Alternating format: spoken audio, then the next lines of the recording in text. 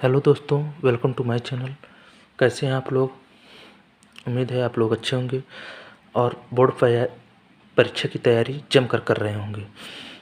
आपकी तैयारी को बेहतर बनाने के लिए मैंने कुछ इम्पोर्टेंट भौतिक विज्ञान के कुछ महत्वपूर्ण इम्पोर्टेंट क्वेश्चनों को लिया है। आप लोग देख लीजिए। हाइड्रोजन परमाणु के स्पेक्ट्रम के लिए तरंगदैर्घ्य का सूत्र रिडबर्ग नियतांक के पदों में लिखिए। रिडबर्ग नियतांक मतलब समझते हैं? आर को रिडबर्ग नियतांक कहते हैं। 1/λ बराबर होता है आर कोष्ठक में 1/n1 square minus 1/n2 square. समझ रहे हैं? n1 और n2 का मान किस पे डिपेंड होता है? चलिए बताते हैं। इसके पिछले वीडियो में जो मैंने बताया था दृश्य भाग, पराबैंगनी भाग, उनके लिए यह n1 और n2 का मान होता है, तो आप लोग देख लीजिएगा। अब चलिए दोस्तों, हाइड्रोजन परमाणु की यान्वीय ऊर्जा स्तर में ऊर्जा कितनी होती है? हाइड्रोजन परमाणु के यान्वीय ऊर्जा स्तर में ऊर्जा कितनी होती है? तो सूत्र होता है En बराबर -13.6/n स्क्वायर इलेक्ट्रॉन वोल्ट। क्या है? En बराबर -13.6/n स्क्वायर इलेक्ट्रॉन वोल्ट। क्या है? Electron volt. तो चलिए हम लोग देखते हैं आगे नेक्स्ट चैप्टर क्या है? नौभिक। क्या है? नौभिक। परमाणु द्रव्यमान मात्रक AMU क्या होता है? AMU बहुत पूछता है। AMU एटॉमिक मास यूनिट होता है। क्या होता है? Atomic mass unit. चलिए समझते हैं। कार्बन परमाणु के द्रव्यमान के 12वें भाग को एक AMU कहते हैं। क्या कहते हैं? एक AMU कहते हैं। कार्बन परमाणु के द्रव्यमान के 12वें भाग को एक AMU एटॉमिक मास यूनिट कहते हैं। चलिए हम लोग आगे देखते हैं। नाभिक रिएक्टर में मंदक का क्या कार्य होता है? मंदक मतलब समझते हैं? किसी चीज़ को धीमा कर देना, रोकना, मंदक कहलाता है। नाभिक रिएक्टर में मंदक का क्या कार्य होता है? मंदक का नाम लिखिए। मंदक का कार्य न्यूट्रॉन की गति को मंद करना, मतलब धीमा करना। जो न्यूट्रॉन होती हैं जो न्यूट्रॉन नाभिक रिएक्टर में होते हैं उनकी गति को क्या करता है? धीमा करता है, मंद करता है। भारी जल एक न्यूट्रॉन मंदक है। क्या है? न्यूट्रॉन मंदक है। भारी जल क्या है? एक न्यूट्रॉन मंदक है। यदि प्रकाश की चाल, क्वेश्चन नंबर नेक्स्ट है, यदि प्रकाश की चाल वर्तमान चाल की 1/3 हो जाए, क्या हो जाए? 1/3। यदि प्रकाश की चाल वर्तमान चाल की 1/3 हो जाए, नाभिक की बंधन ऊर्जा पर क्या प्रभाव पड़ेगा? नाभिक की बंधन ऊर्जा जो होती है, नाभिक की बंधन ऊर्जा क्या होती है? डेल्टा ई बराबर क्या होता है? डेल्टा ई बराबर डेल्टा एम सी स्क्वायर। नाभिक की बंधन ऊर्जा क्या होता है?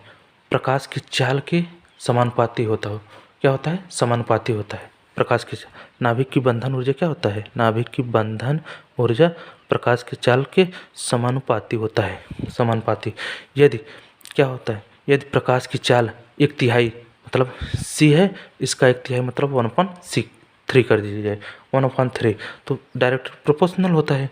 डायरेक्ट प्रोपोर्शनल तो डेल्टा ई इक्वल टू 1 अगर 3 की स्क्वायर करेंगे, क्या करेंगे? 3 की स्क्वायर करेंगे तो 1/9 क्या हो जाएगा? 1/9 मतलब एनर्जी 9वां भाग हो जाएगा। क्या हो जाएगा? एनर्जी 9वां भाग। इससे नहीं है कि मतलब 1/3 ही करके पूछेगा, 2 गुना भी करके पूछ लेगा, 3 गुना भी करके पूछ लेगा। यहाँ 1/3 पूछा है, मतलब हम 1/3 करके बता रहे हैं। तो आप लोग समझ लीजिएगा, 2 गुना पूछेगा तो क्या हो जाएगा? 2 गुना पूछेगा तो एनर्जी क्या हो जाएगी? 4 गुना। क्या हो जाएगी? एनर्जी 4 गुना हो जाएगी। आप लोग समझ लीजिएगा, देख लीजिएगा आप लोग। संभारिक का अर्थ समझाइए। अब नेक्स्ट क्वेश्चन है, क्या है? संभारिक का अर्थ। संभारिक मतलब समझते हैं? भारिक, इसमें देखिए सम मतलब समान, भारिक मतलब भार। खुद इसमें दिया गया है संभारिक क्या है। संभारिक का अर्थ मतलब समान हो, जिसके भार समान हो। ऐसे परमाणु जिनके परमाणु भार समान हो लेकिन परमाणु क्रमांक भिन्न होते हैं, उन्हें संभारिक कहते हैं। क्या कहते हैं? संभारिक।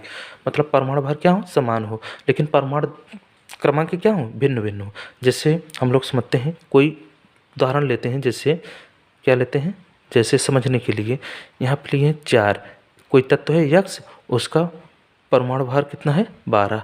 फिर कोई तत्व है 5, उसका परमाणु भार कितना है? 12 परमाणु क्रमांक है।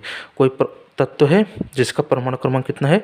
6 और उसका परमाणु भार कितना है? 12। ऐसे से आप लोग एग्जाम्पल के रूप में एग्जाम में कुछ भी लिख सकते हैं, ऐसे XYZ। समझ रहे हैं ना? तो आप लोग देख लीजिए, लिख लीजिएगा। संभारिक किसे कहते हैं? संभारिक मतलब यहाँ दिए गए समान भार, जिनके भार समान हो, परमाणु क्रमांक भिन्न हो, संभारिक कहलाते हैं। अब लोग नेक्स्ट क्वेश्चन देखते हैं। सूर्य में हाइड्रोजन नाव की संलयन की अभिक्रिया लिखिए। सूर्य में हाइड्रोजन नाव की संलयन की अभिक्रिया लिखिए। सूर्य में हाइड्रोजन नाव की संलयन मतलब समझते हैं? मतलब दो हल्के नाभिक मिलकर एक भारी नाभिक का निर्माण करते हैं, उसे नाभिक की संलयन कहते हैं। क्या कहते हैं? दो हल्के नाभिक, मतलब जैसे एक हो गया 1H, क्या हो गया 1H2, क्या हो गया 1H2, एक हो गया 1H2। ये दो हल्के नाभिक हो गए, मिलकर क्या बनाते हैं? एक भारी नाभिक का निर्माण करते हैं। भारी नाभिक क्या? 2He4 प्लस क्या करते हैं? ऊर्जा मुक्त करते हैं। क्या करते हैं? ऊर्जा मुक्त करते हैं। और नाभिकीय विखंडन में क्या होता है? एक भारी नाभिक टूटकर दो हल्के नाभिक का निर्माण करता है। जस्ट इसका उल्टा नाभिकीय विखंडन होता है। नाभिकीय संलयन था तो मैंने बताया, अब नाभिकीय विखंडन नहीं था तो मैंने नाभिकीय विखंडन के बारे में भी बता दिया है। नाभिकीय विखंडन क्या कहते हैं? एक भारी नाभिक टूटकर नाभिकों का निर्माण करता है, उसे क्या कहते हैं? नाभिकीय विखंडन। और नाभिकीय संलयन, दो हल्के नाभिक मिलकर एक भारी नाभिक का निर्माण करते हैं, उसे नाभिकीय संलयन कहते हैं। चलिए हम लोग अब आगे देखते हैं। चलिए अब देखते हैं नेक्स्ट क्वेश्चन। एक AMU द्रव्यमान को पूरी तरह नष्ट करने में कितनी ऊर्जा प्राप्त होती है? एक AMU मतलब समझते हैं? Atomic mass unit. इसके पिछले मैंने पीछे पढ़ाया हुआ है। एटॉमिक मास यूनिट कितना एनर्जी मुक्त करता है, मतलब कितना एनर्जी प्राप्त होती है? 931 मेगा इलेक्ट्रॉन वोल्ट। क्या होता है? 931 मेगा इलेक्ट्रॉन वोल्ट। आप लोग ध्यान दीजिए, इससे डायरेक्ट एग्जाम में 1 नंबर में पूछ लिया जाता है कि क्या कहते हैं, इंपॉर्टेंट क्वेश्चन है। Question number next. नाभिकीय रिएक्टर में कौन सी घटना होती है? कौन सी घटना? नाभिकीय रिएक्टर में नाभिकीय विखंडन की घटना होती है। नाभिकीय विखंडन इसके पीछे मैंने पढ़ा हुआ है। नाभिकीय विखंडन किसे कहते हैं? कोई भारी नाभिक टूटकर कई नाभिकों का निर्माण करता है, उसे क्या कहते हैं? नाभिकीय विखंडन। कोई भारी नाभिक जैसे हीलियम टूटकर दो हाइड्रोजन का निर्माण करते हैं। अब हम लोग चलते हैं आगे। नेक्स्ट क्वेश्चन, नेक्स्ट चैप्टर है अर्धचालक संधि डायोड। अर्धचालक संधि डायोड क्या है, इसके बारे में हम लोग समझते हैं। पी प्रकार के अर्धचालक बनाने के लिए इसमें कैसे अपद्रव्य मिलाए जाते हैं? तो मतलब कैसे कोई पी प्रकार का अर्धचालक बनाने के लिए कैसा अपद्रव्य मिलाया जाएगा, यही क्वेश्चन में पूछा गया है। तो शुद्ध सिलिकॉन में 3 संयोजकता वाले तत्वों को मिलाने पर पी प्रकार का अर्धचालक बनता है। क्या बनता है? 3 संयोजकता। जिसकी संयोजकता 3 रहेगी उस शुद्ध सिलिकॉन के साथ मिलाया जाएगा तो पी प्रकार का अर्धचालक बनता है। क्या बनता है? पी प्रकार का अर्धचालक। जैसे पी प्रकार का अर्धचालक, जैसे एल्युमिनियम हो गया, एल्युमिनियम, इसकी संयोजकता कितनी होती है? 3। तो शुद्ध सिलिकॉन के साथ एल्युमिनियम को मिलाने पर पी प्रकार का अर्धचालक बनता है। समझ लीजिए, इनकी संयोजकता 3 होती है, इसलिए शुद्ध सिलिकॉन पी प्रकार का अर्धचालक बनाते हैं। एन प्रकार का अर्धचालक कैसे बनते हैं?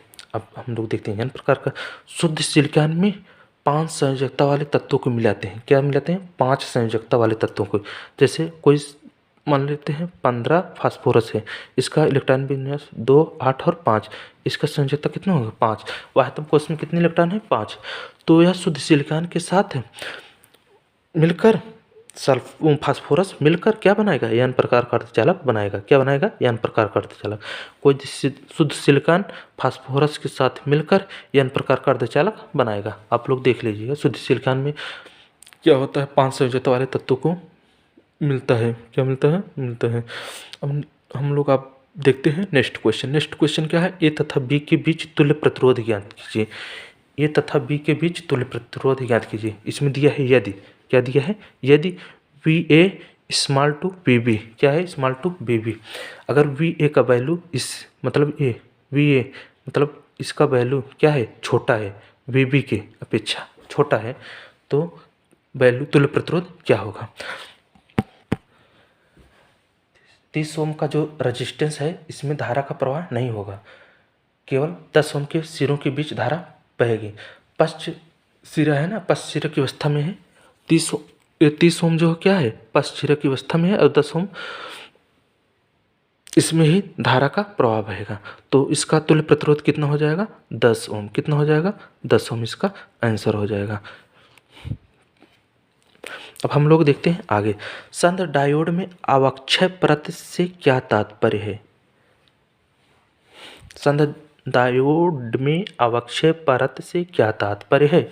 संद डायोड में पीएन संधि के निकट दोनों ओर वह क्षेत्र जिसमें कोई स्वतंत्र आवेश वाहक उपलब्ध नहीं होते हैं उसे अवक्षय परत कहते हैं। समझते हैं? मान लेते हैं, क्या मान लेते हैं? ये कोई पीएन संधि है। क्या है? पीएन संधि है। पीएन क्या है? संधि है। ये कोई पीएन संधि है। एन मतलब क्या होता है? इलेक्ट्रॉन। और पी मतलब क्या होता है? कोटर। क्या होता है? कोटर। इसमें क्या है? संधि डायोड में पीएन संधि के निकट दोनों ओर वह क्षेत्र जिसमें कोई स्वतंत्र आवेश वाहक उपलब्ध नहीं होते हैं। मतलब यहाँ कोई स्वतंत्र आवेश वाहक उत्पन्न नहीं होंगे, उससे क्या कहते हैं? अवक्षय परत कहते हैं। उसे क्या कहते हैं? अवक्षय परत। अब हम लोग देखते हैं नेक्स्ट चैप्टर क्या है? विभव प्राचीर से क्या तात्पर्य है? मोस्ट इंपॉर्टेंट क्वेश्चन है, 1 नंबर और अति लघु उत्तरीय में पूछा जाता है। अवक्षय परत के सिरों के बीच उत्पन्न विभवांतर को विभव प्राचीर कहते हैं। समझते हैं? अवक्षय परत, यहाँ मैंने दिया अवक्षय परत, यहाँ दिया क्या? अवक्षय परत। ये अवक्षय परत है ना, इनके सिरों के बीच उत्पन्न विभवांतर को, यहाँ जो उत्पन्न विभवांतर होगा, यहाँ क्या होगा? उत्पन्न विभवांतर होगा, उसे क्या कहते हैं? विभव प्राचीर कहते हैं। उसे क्या कहते हैं? विभव प्राचीर कहते हैं। अब हम लोग इस वीडियो की लास्ट इस क्वेश्चन है, आइए देखते हैं। क्वेश्चन नंबर लास्ट क्या है? विभव प्राचीर की कोट क्या है? विभव प्राचीर की कोट क्या है? विभव प्राचीर 0.1 वोल्ट से 0.5 वोल्ट की कोट का होता है। कितने वोल्ट कोट का होता है? 0.1 वोल्ट से 0.5 वोल्ट की कोट का होता है। चलिए दोस्तों, अगर वीडियो अच्छी लगी हो चैनल को लाइक शेयर और सब्सक्राइब जरूर कीजिएगा। अब हम आप लोगों को टॉपिक वाइज डेरिवेशन के